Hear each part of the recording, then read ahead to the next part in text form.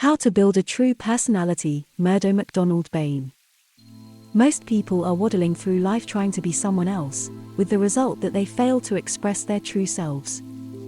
Many are running to psychiatrists for this very reason. The constant strain of trying to be someone else causes a breakdown. When we find out how to be ourselves, this struggle ceases. It is this struggle that causes frustration. If there is a continual tension going on, trying to act up to what we think others think about us, we also fail to express our true selves. Why should you worry about yourself? Others are not worrying about you. People will accept you as you are when you all are natural. Then all strain disappears between yourself and others. Most people are a little self-conscious and nervous. When you are at ease, others are at ease. You learn to put everyone at ease by first learning how to put yourself at ease. We all have attributes that are distinctive to ourselves. No one else is like any one of us. We stand out alone. But if we try to imitate, we only become a sham of what we really are. Many people fail because of this stupid error. Know yourself to be the only means by which the Creator can manifest through you according to the way He created you and not as another. It is natural for you to act in your own way, and easier to get on with others when you do so. If you have a strained personality, you will find that you have acquired it through straining after some pattern foreign to your own true nature.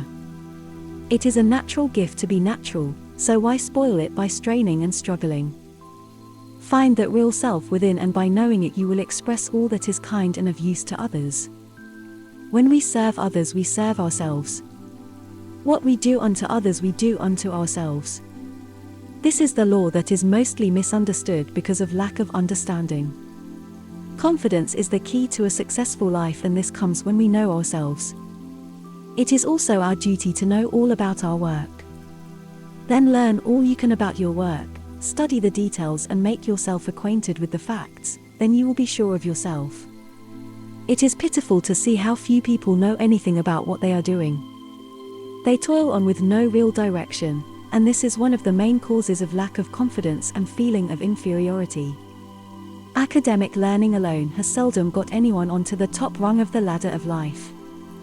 But general practical knowledge has, even without academics, and many of our greatest men today have not passed matriculation, but they have made themselves acquainted with the facts of life and their business. It is general practical knowledge and its application that makes a person a great citizen.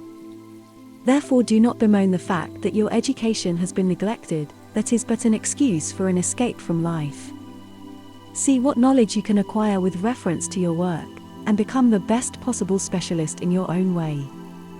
If you are past middle age, remember that most successes come after middle age, and it is never too late to learn. Remember that life is triumphant, life is free and natural. Life is expressing itself through you now. The important thing is to profit by your experiences and live in the present and not the past or future, and this needs intelligence.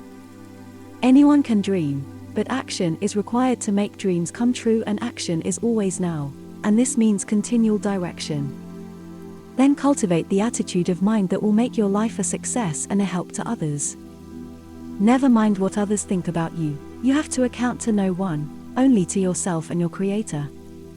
Remember that this law never fails. If people like you, it is because you understand people, and see what you can do for them. Some say that the more you do for people, the more they try to do you harm. But no one can do you harm except yourself. I say keep on helping others, and you will find that it pays dividends. For the least you do unto one of those, so you do unto me. Most of us feel a sense of guilt even over the smallest things. This is always a hindrance to pure action, because there is in the mind a sense of inferiority, a fear lest others may find out our private secrets. The cure for this is to remember that God holds nothing against us, not even against His most disobedient child, and when God forgives us our transgressions, we know that we are free. All is forgiven and forgotten. There is no room in divine mind for anything but love. The trouble with most of us is that we fail to cooperate with our fellows, but as soon as we do cooperate, most of our ailments disappear. We must forget ourselves in our interest in others. The most practical instruction ever given to mankind was in the words of the Master, "Love thy neighbor as thyself." Most human failures in life are caused by lack of interest in others.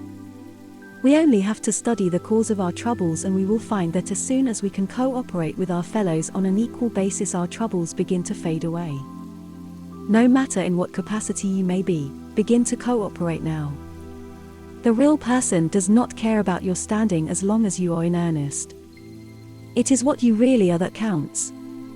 If you feel depressed, get busy and see how you can please someone else, make the other fellow's face light up with pleasure, and you will soon lose your depression.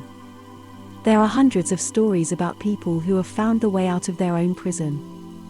If you hem yourself in on all sides, then there is nothing more sure than you are head on for a collision with the walls you build around you.